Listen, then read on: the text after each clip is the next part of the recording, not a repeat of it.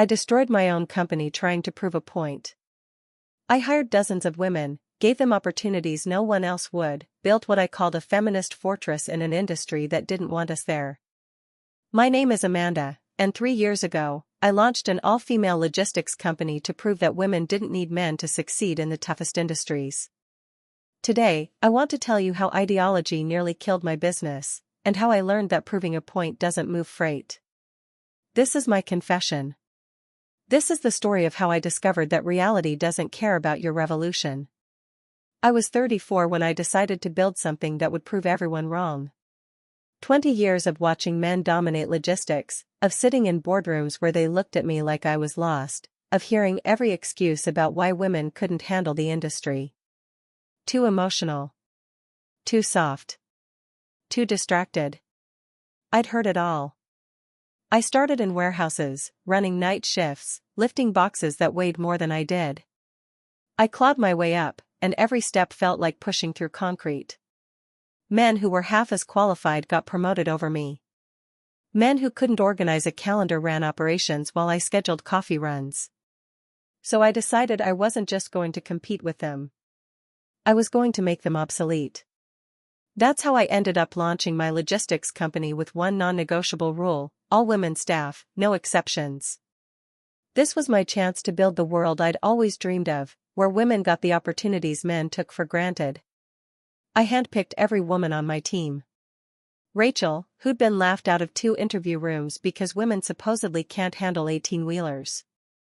Alicia, who knew every back road in the state but spent years making coffee runs at her last job. Marcy, the quiet one who'd worked warehouses for 5 years while men half her size got promoted over her. Training days were brutal. Certifications cost a fortune. But watching them line up in uniform on launch day felt like proof we were rewriting history. The investors loved the story. Contracts lined up.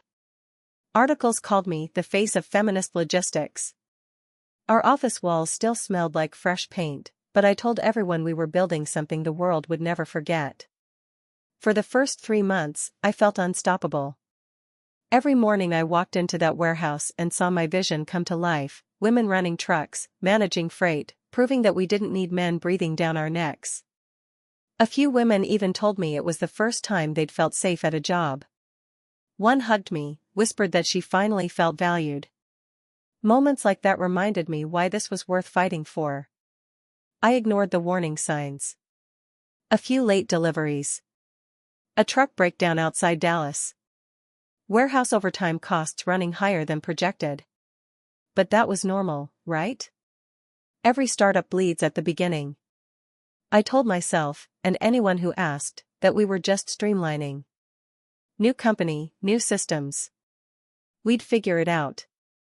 3 months in, I stood on stage at the Women in Business Expo under bright lights, telling hundreds of people how I'd built a logistics company run entirely by women. No men, no exceptions, and we were thriving. They cheered. Some actually stood up and clapped. I could see tears in a few eyes, like my company was proof their dreams could survive too. Afterwards, I worked the room, shaking hands, giving interviews. Then one reporter grinned and said something that made my blood boil: "You know, investors lined up because of the all-women angle, right?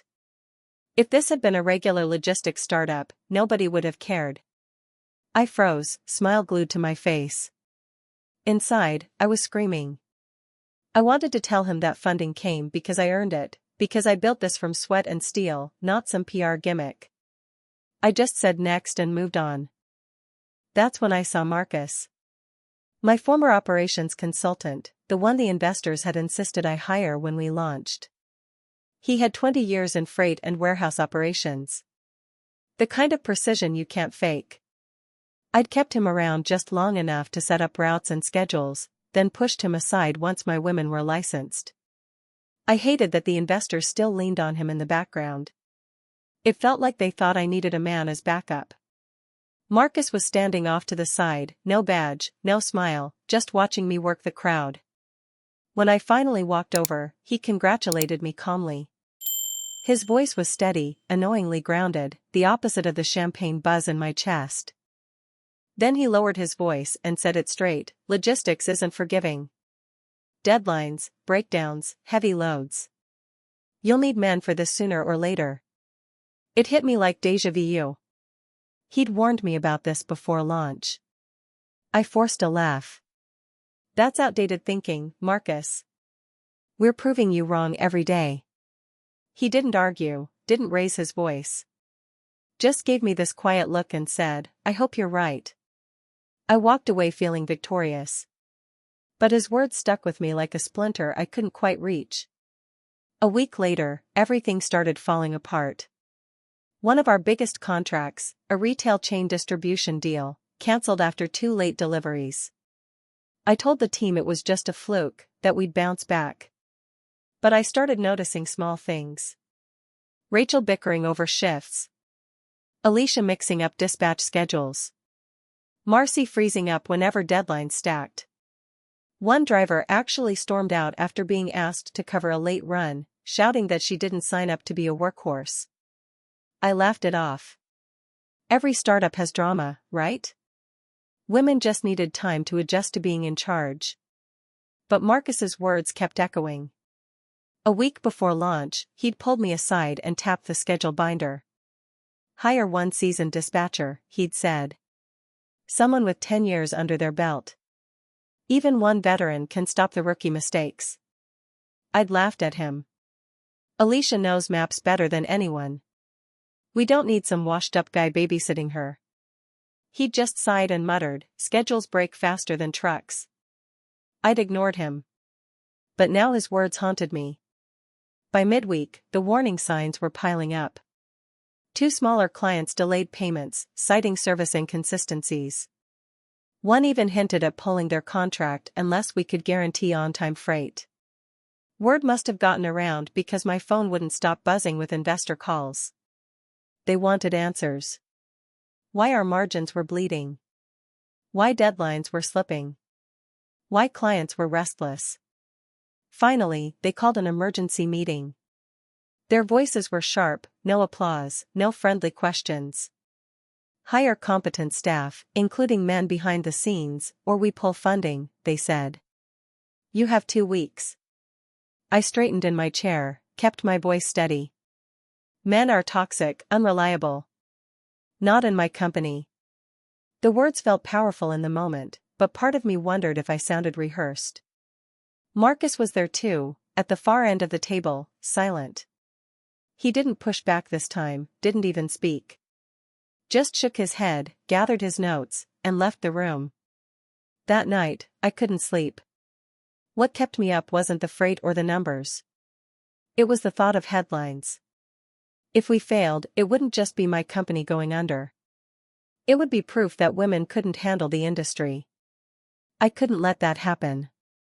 The next morning, I called an all-hands meeting in the warehouse. I stood on a pallet by the loading dock like it was a stage, mic buzzing in my hand. My team looked drained, but I told myself they weren't tired, they were waiting for inspiration. I didn't mention investors or canceled contracts. That would only drag us down. Instead, I painted a picture of pioneers, of history being rewritten shift by shift. Every missed deadline was just a battle scar, proof that we were fighting harder than anyone else. They said women couldn't handle this industry, I told them. But we're proving them wrong every single day. Some of the women started nodding. One even wiped a tear like I'd given a TED talk. When the applause finally came, it echoed off the warehouse walls like thunder. In that moment, I felt unstoppable again. Like if we just believed hard enough, the numbers would fix themselves. For 48 hours, I believed the worst was behind us. Then everything exploded. Rachel refused a long haul to Denver. Said the overnight hours were unsafe for a woman alone. I tried to explain the contract required it, but she folded her arms. Men get killed at truck stops too. Why should I risk it? So I paid double to reroute freight with a third-party carrier. Told myself we'd rotate shifts more fairly, knowing the run would just land on someone else's plate. Then the gossip started. I caught 2 drivers whispering in the break room about Alicia ditching her run to meet a guy. The team that once felt like a sisterhood was fraying into camps: defenders, critics, complainers, loyalists. Everyone had a side, and none of them were mine. Alicia started showing up late, distracted. One morning, she double-booked 2 drivers on the same route. Our client called furious; their shipment was sitting in the wrong county. When I confronted her, she burst into tears, muttered something about being burned out. I told her she was strong, that men cry weakness but women cry resilience. Inside, I wondered how many more mistakes we could absorb before the investors noticed. Then there was Marcy. Steady, dependable Marcy. During a warehouse rush, she froze at the console, staring blankly at orders piling up. Forklift operators were waiting on her dispatch, but she just stood there whispering, "I can't. I can't." I had to step in and reroute everything myself. Marcus had warned me about this too. "Post every schedule where drivers can see it," he'd said. "Board, app, whatever. No secrets, no whispers, otherwise they'll invent favoritism." I'd waved him off. "We're not running some rigid boys' club. My women trust me." I believed that faith alone would hold everything together. I kept telling myself these were just individual hiccups. Men had meltdowns too, they just hid it behind bravado and cigars. At least my women were honest. Wasn't that healthier? The narrative always bent to fit my ideology, even as reality pulled the other way. Just when I thought things couldn't get worse, the floor erupted. One afternoon, I walked into the warehouse to find Rachel and Alicia screaming at each other by the loading dock. Rachel was accusing her of slacking off for some guy. Alicia fired back that at least she wasn't hiding behind excuses about safety. Forklift drivers actually stopped mid-shift to watch like it was free entertainment. I had to step between them before it got physical, my voice cracking as I shouted for order. Later that day, Marcy pulled me aside, whispering that Rachel had been badmouthing me too. Said I was too soft to run the place, that the investors would replace me with a man within a year. I laughed it off in front of her, but the words drilled into my skull all night. By the end of that week, the floor looked emptier every day. Rachel quit outright, tossing her keys on my desk. Alicia ghosted completely, one text saying she was done, then nothing. Marcy lasted the longest, but one morning she slipped her badge under my door with a note that just said, "I can't." The sisterhood I'd built, the one I swore was bulletproof, was crumbling in silence and slammed doors. The next morning, drivers were refusing to load, shouting over favoritism in shifts. By the time I stepped in, it looked less like a company and more like a family feud at Thanksgiving. I shouted about sisterhood, swore we wouldn't let male-style politics poison us. But deep down, I knew the truth. We didn't need men to divide us. We were doing it ourselves. That night, I sat in my office, lights off except for the glow of the monitor. That's when I heard the mop bucket squeak across the concrete. Luis, our night janitor, an older guy who wasn't even my employee, just an outsourced contractor I couldn't fire even if I wanted to, stopped and leaned on his mop handle. "Rough week," he said. I forced a laugh, told him every startup had bumps. He frowned and shook his head. "Lady, I don't get what you're fighting against. Guys like me don't want the spotlight. We just move freight, fix what's broke, keep the floor running." I stayed quiet, and he went on. "But freight, deadlines, engines, they don't care who's in charge. They just crush whoever can't carry it." Marcus's words flashed in my head again. Logistics isn't forgiving. I snapped back. Women can carry it better than men. Luis only shrugged, pushing his mop again. "Maybe. But proving a point won't move a load. Moving it does." I stood there, face burning. The way he said it, simple, unshakable, made my whole fight feel small. The next morning, I stared at the clock until the hands blurred. The investors had given us 1 week to turn it around, and this was the last one. I knew there was only one move left. The move I swore I'd never make. I drove to Marcus's office and sat in the car for 5 minutes, gripping the wheel like it was a weapon. Walking in felt like swallowing glass. He looked up from his desk, calm as ever, like he'd been waiting for this day. I forced the words out like a confession. The company's on fire. We're hemorrhaging clients, trucks sitting idle. I need you to run it. I hated how small my voice sounded. Marcus didn't gloat. Didn't smirk. He just nodded once, grabbed a notepad, and said, "Then we start now." The first day was brutal. He gutted schedules, reassigned runs, called in contractors he trusted, guys with 20 years on the road, mechanics who could fix rigs blindfolded, dispatchers who didn't flinch under pressure. I stayed quiet, watching him move through the chaos like he'd never left. By midweek, the floor felt different. Routes straightened out. Breakdowns fixed same day instead of lingering. Late shipments turned into early deliveries. Clients who'd been circling with threats started sending cautious thank yous. By Friday, even the investors had gone silent, which was the loudest relief of all. I walked the floor that night, engines humming like a heartbeat restored. The numbers were climbing back, the bleeding slowed, the fortress patched. But standing there, I knew the truth. The company wasn't running on my visi. A month later, the investors called me in for a closed-door meeting. No cameras, no reporters, just their flat voices cutting through the air. The turnaround worked, they said. The company's stable again. For a second, I almost smiled. Until the next words dropped like a hammer. Marcus is staying, with or without you. I blinked, forced myself to sit still. What do you mean? They didn't soften it.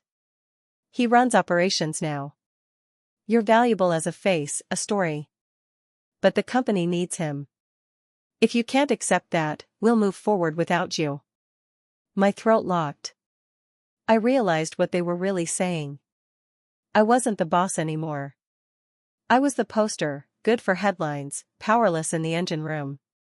I wanted to scream, flip the table, tell them it was my vision that built this place. But all I managed was a nod, because walking out meant watching it all thrive without me. And I couldn't stomach that. Later that evening, after another interview where I smiled and said, "My vision saved this company," I caught Marcus backstage, clipboard in hand.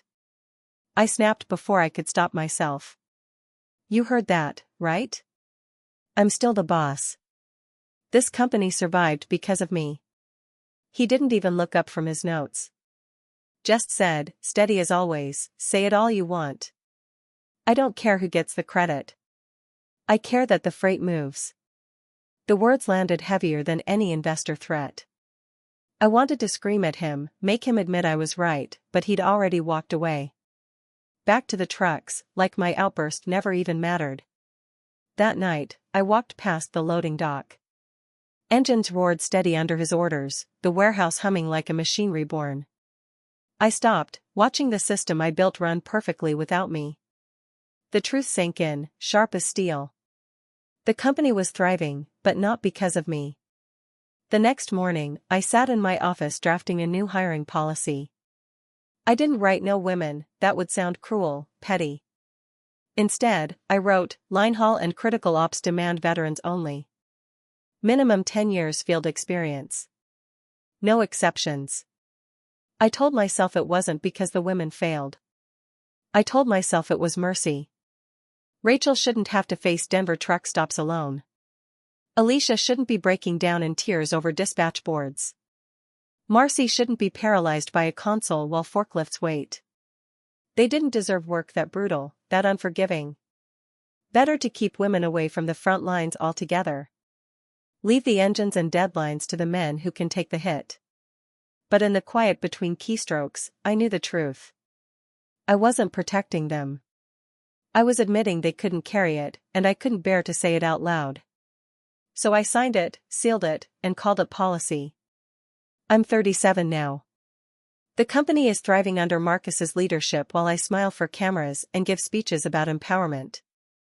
I still get asked to speak at conferences, still get called a feminist pioneer.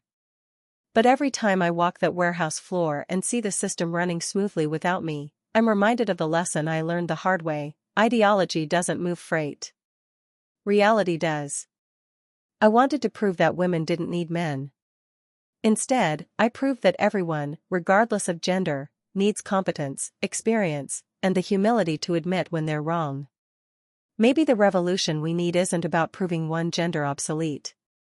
Maybe it's about recognizing that merit matters more than message, and that sometimes, the bravest thing you can do is admit you were wrong. That's what I'm learning. That's the truth I'm living with now. And if my story helps even one person choose reality over ideology, then maybe, just maybe, I can forgive myself for the damage I've done. Maybe redemption is possible, even for someone like me. What do you think? Have you ever let ideology override reality? Let me know in the comments, and don't forget to subscribe for more stories about the messy reality of running a business.